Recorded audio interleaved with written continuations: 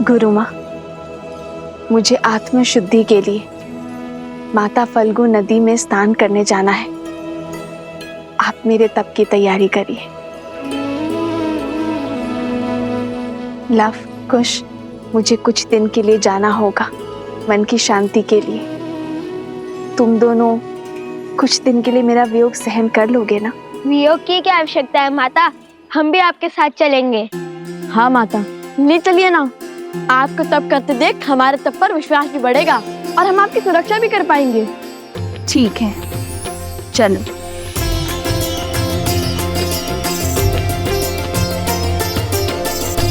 मित्र, हमें सेना की सुविधा के लिए हमें इस सरस्वती नदी के उपनदी पर ही शिविर लगाना चाहिए। फाल्गु नदी भी इसी नदी में आकर मिलती है। प्रभु, चंद्रबाहु को वरदान प्राप्त है। जब वो युद्ध भूमि में होगा तब उसकी पत्नी रानी पद्मा ब्रह्म मंत्र का जाप करेगी। और प्रभु, जब तक रानी पद्मा का जाप चलता रहेगा तब तक चंद्रबाहु की श्वास चलती रहेगी। उसे कोई नहीं मार पाएगा।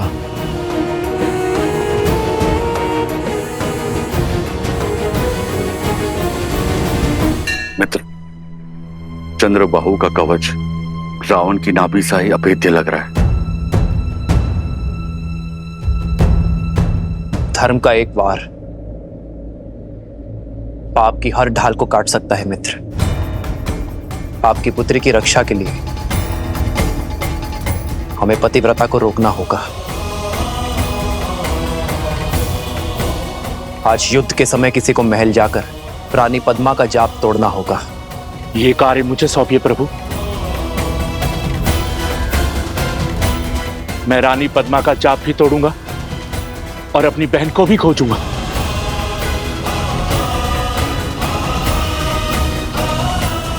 अंगद,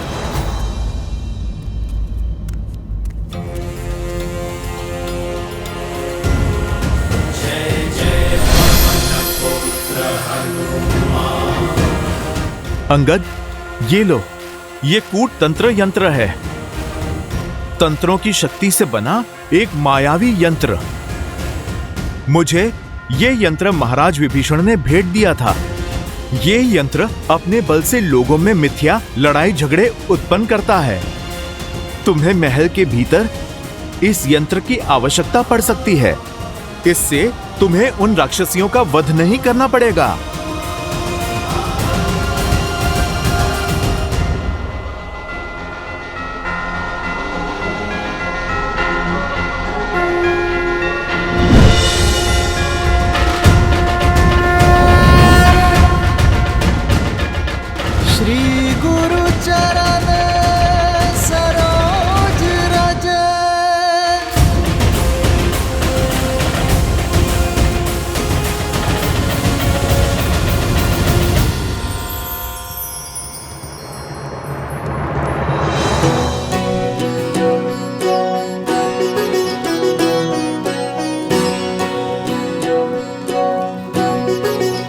माता ने 3 मित्रों को साथ लाने की अनुमति दी है।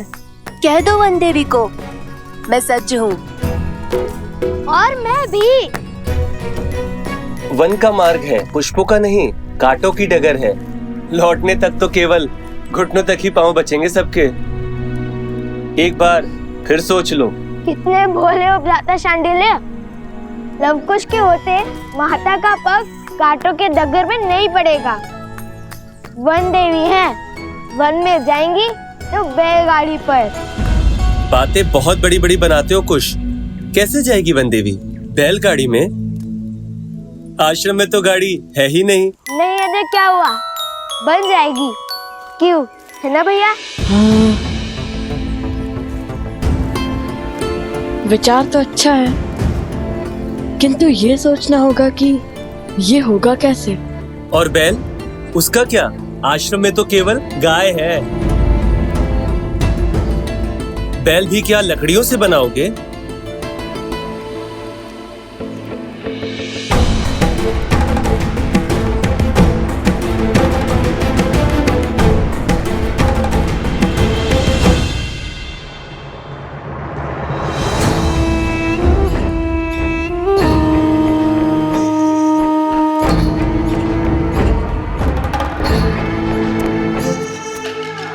ये दोनों बालक अकेले बाहर क्या कर रहे हैं? देखिए भैया, जुआदारों से निपटने के लिए बिल्कुल सजू मैं। सामने आते ही अंत कर दूंगा उनका। कहाँ खो गए भैया? बैलगाड़ी के विषय में बात करने की क्या आवश्यकता थी? गाड़ी तो भी एक बार को बन जाती। बैल कहाँ से लाएगा इस जंगल में? क्षमा कर दीजिए भैया, वो रोश रोश में भूल गया। अब आपको पता है ना कि मस्तक से लेकर मुख तक जाने वाली नाड़ी के तालमेल में समस्या है, इसलिए मैं पहले बोल देता हूँ और विचार बाद में करता हूँ।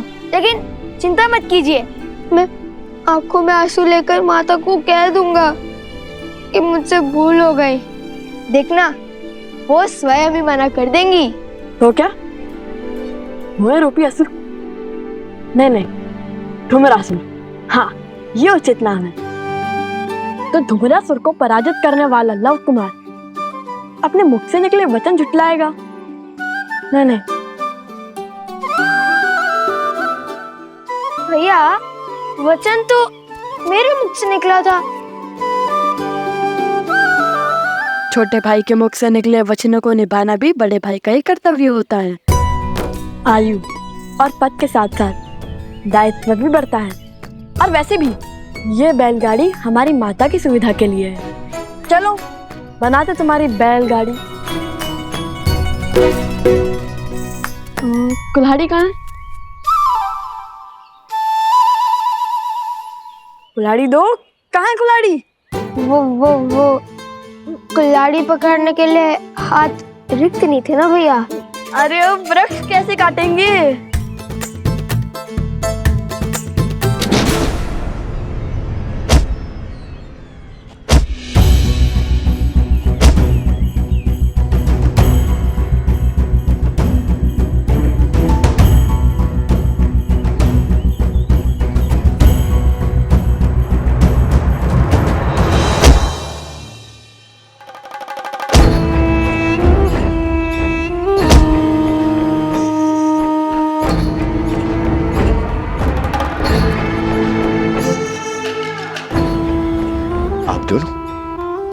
कौन है? इस घने वन में क्या कर रहे हैं?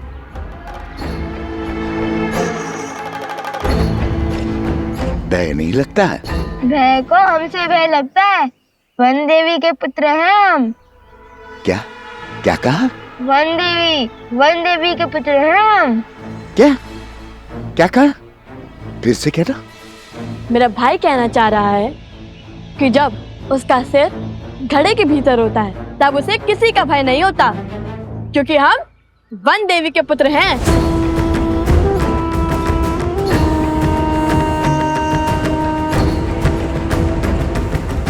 वन देवी अर्थात आप दोनों वन के राजकुमार हैं। मेरा प्रणाम स्वीकार कीजिए, मुझे सेवा का अवसर दीजिए। बताइए क्या चाहिए आपको? हमें कुछ लकड़ियां चाहिए। हम अपनी माता वन देवी के लिए एक बैलगाड़ी बनाना चाहते हैं ताकि वो सुखपूर्वक फाल्गु नदी तक पहुंच सके। और सिर्फ लकड़ियां ही नहीं, बैल भी चाहिए हमें। इसे कहते हैं विधि का विधान। मैंने एक गाड़ी बनाई, सोचा था आश्रम में दान कर दूंगा। यदि आप दोनों वन देवी के पुत्र हैं और इसे मेरी तरफ से वन देवी के लिए भार स्वरूप स्वीकार करें तो मैं धन्य हो जाऊंगा। अद्भुत, कितना अच्छा सहयोग है ये। क्या हम गाड़ी देख सकते हैं?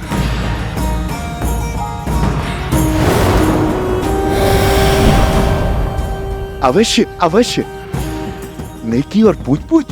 आइए आइए।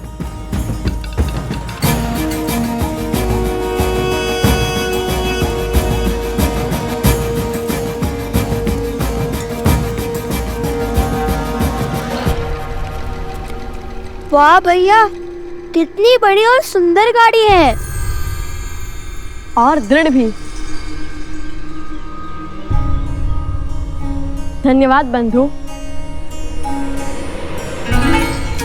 अब हमें एक बैल की आवश्यकता है।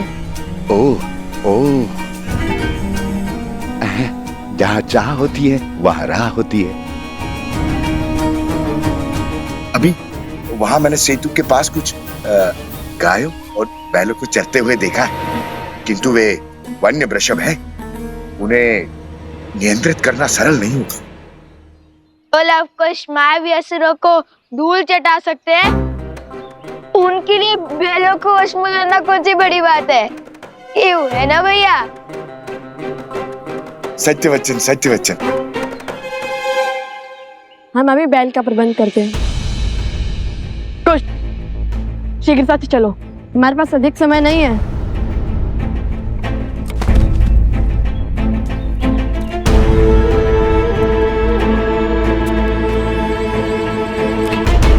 जय श्री राम।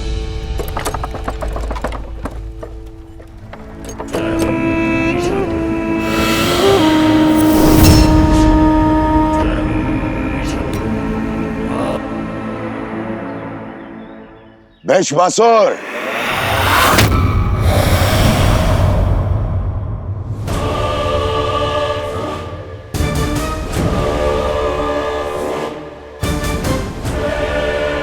प्रणाम असुर सम्राट।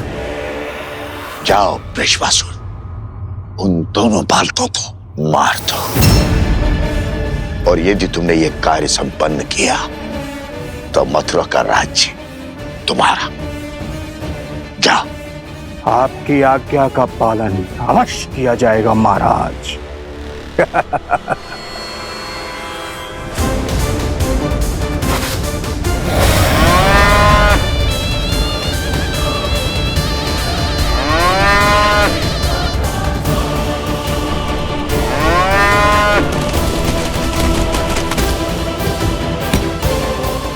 आज लवकुश के अंत के साथ साथ राम और सीता के त्याग का भी अंत हो जाएगा। पुत्रों का मृत शव देखकर सीता आश्रम से बाहर आएगी और राम को स्मरण करेगी, और उनका समर्पण मिट्टी में मिल जाएगा। राम राज्य की स्थापना एक कल्पना बनकर रह जाएगी। सिया राम की जय।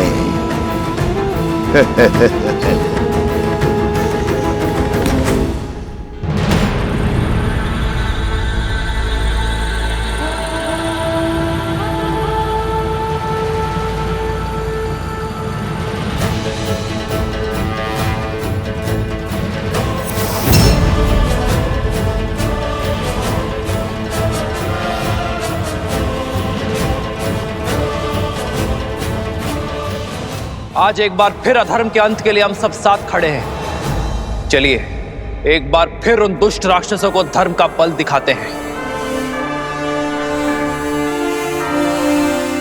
एक बार फिर संसार को न्याय की शक्ति दिखाते हैं। एक बार फिर स्त्री के सम्मान की ललकार लगाते हैं। एक बार फिर धर्म की जीत का परचम लहराते हैं।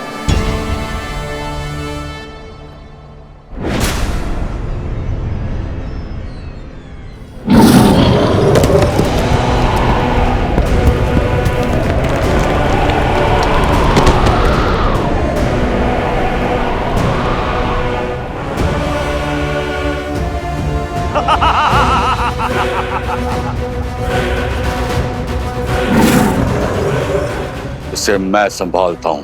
और मैं चंद्रबाहु को। पहले मेरी रची पहली बाधा को तो तोड़ दो, फिर मुझसे लड़ने आना मूर्ख वानरों। प्रहार।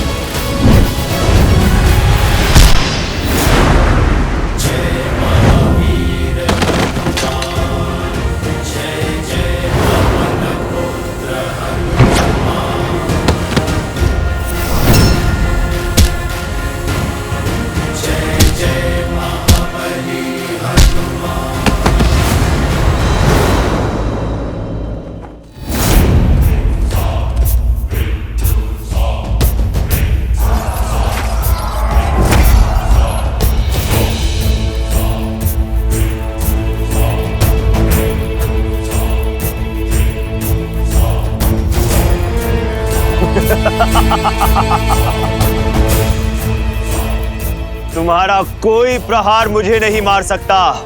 अमर हूं मैं, अमर।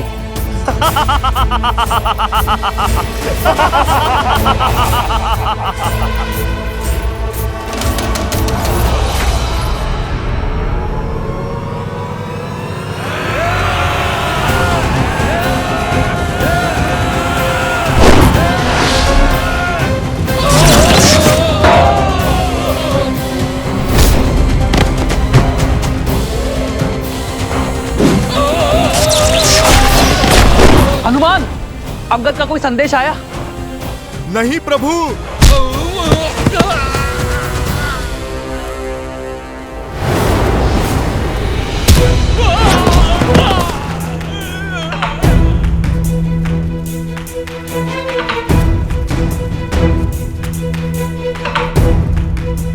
ओम विदात्मने विद्याहे हिरण्यगर्भाय धीमहि तत्रो ब्रह्मा प्रचोदयत्।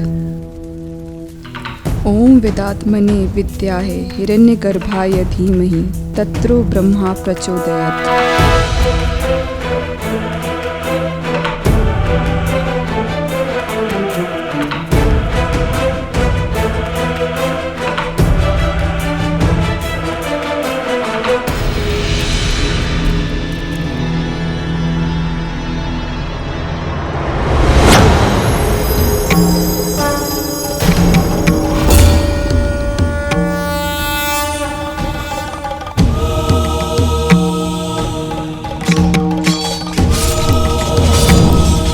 ओम विदात्मने विद्याहे हिरण्यगर्भाय धीमहि तत्रो ब्रह्मा प्रचोदयात्।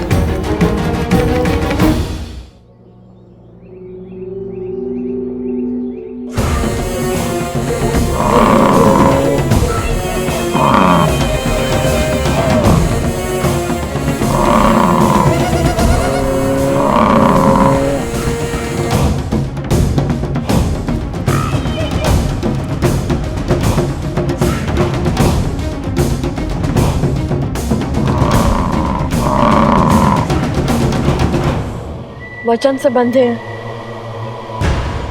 इसे तो पकड़ना ही होगा ना।